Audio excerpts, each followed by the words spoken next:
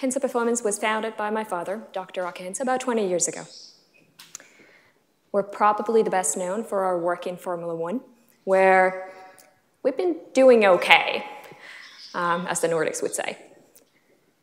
Over the past 4 seasons, every single race has been won by a Hintsa-affiliated driver. We got 12 world championships and a world champion amongst us right now, and 96% of podium places.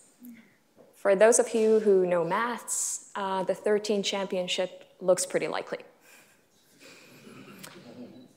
Over the years, so we haven't just worked with Formula One drivers, we actually work with executives, world leaders, and most of these people, these high performers, came to my father with the same question. How can I maximize my performance while living a healthy, a balanced, a happy life? How many of you have ever asked the same question? Hands up. Yeah, I knew it. Me too. What my father would have told you is that that's actually the wrong question to ask. Why? Optimize, don't maximize. We live in a world and age where we try and maximize pretty much every single aspect of our lives. We're top CEOs, high performers at work. We go back home and we want to be the loving parents and partners that our families deserve. During our free time, we're running marathons or ultra marathons or doing CrossFit or golf, maybe studying Chinese or Japanese or Arabic or Python. We go to all these fancy networking events. And yeah, it doesn't really take an expert to tell you that that's not very sustainable, is it? So what can we learn from Formula One? We look at our drivers.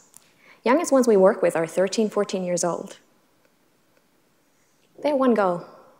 They want to be world champions. And then they optimize the rest of their lives to support that goal. Optimize, don't maximize. What we're looking for is sustainable high performance. And now to talk to you a little bit more about it, I'd like to invite to the stage 2-time world championship of Formula One, Mika Häkkinen. Thank you, Stina. Thank you. Actually, what I wanted to ask you about is how you originally became part of Hintsa Performance. I kind of know the story, but I think it would be great for the audience to hear as well. How did you meet Aki? Yeah, that's quite a few years ago, and it happened around year 97, and I met Aki in Finland, and I was already at that time 97 in Formula One. I started 91, and yes, I met Aki in 97, and I did retire 2001. And I met Aki, like I mentioned, in Finland, and why all that happened was very, very simple, because I started 91, and I was racing many years in Formula One and without winning races. And actually, it was 7 years I was just losing.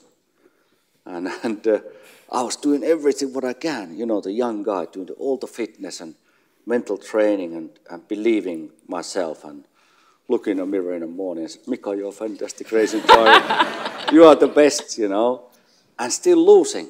And I was trying more and more, doing physical training and really fit. Until one day I decided that something is still missing. And through my friend connection, I got contact to Aki Hintsa, and he came to see me. I was in a hotel in Finland, and great, he came to see me, and we started having a conversation, and I explained that when I travel around the world, you know, constantly with the Formula One and the races, I believe I'm good, and I'm confident with my talent. but I'm always, when I go to races, I'm a bit worried about how's my family, how's my parents and the girlfriend, and you know, it disturbs me. So can you help me? And he said, yes, I can help you. And he said to me, do you want to work 1 year or 2 years? I said, no, rest of my life. And there was immediately a trust, and I think Aki realized that, wait, this guy really wants to win, you know, and that's how it started, the whole friendship, and also the working together. That way he started really helping me to be a better racing driver, and accomplished all those areas where I was weak by using the science and the help to be a better racing driver. Tell us a little bit more about that, because I remember the first time I got exposed to Formula One, frankly, I didn't think it was a sport. I thought it's guys sitting in a car driving around in circles. That is obviously not the case. It's one of the most demanding out there. Tell us a little bit about the demands. Well, the list is quite a long one, but I start a little bit backwards. I explained that when you're sitting in a starting grid, you know, let's say you're in pole position, a fantastic position, and you know, and you can see the lights changing, and then they go off, and of course then you start the race.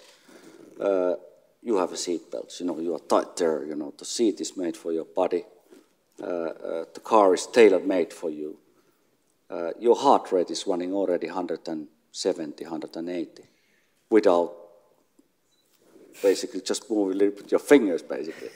So it's psychologically very, very hard and very demanding position to be. And when you're talking about Formula One driver, the amount what you have to do traveling during a season, time differences what you're experiencing, media what you have to face, difficult questions, the pressure what's coming from public, from media, expectations what the team is generating for you to be a winner of the Grand Prix racing. So there's such a many elements. Of course, that way, all these things when you travel around the world, different continents, you have to take care of your nutrition, what you drink, how you sleep, when you can train and when you cannot train. So it's a very complicated thing. And when you're a young racing driver, you don't know these things. So you need really a team who is relying on experience and science. That way they can help you to be number one. And that's why, like Justina showed the numbers, how many world champions the Hintsa Performance has won. And it is an incredible result. So if you want to win, you know what I'm talking here. You know.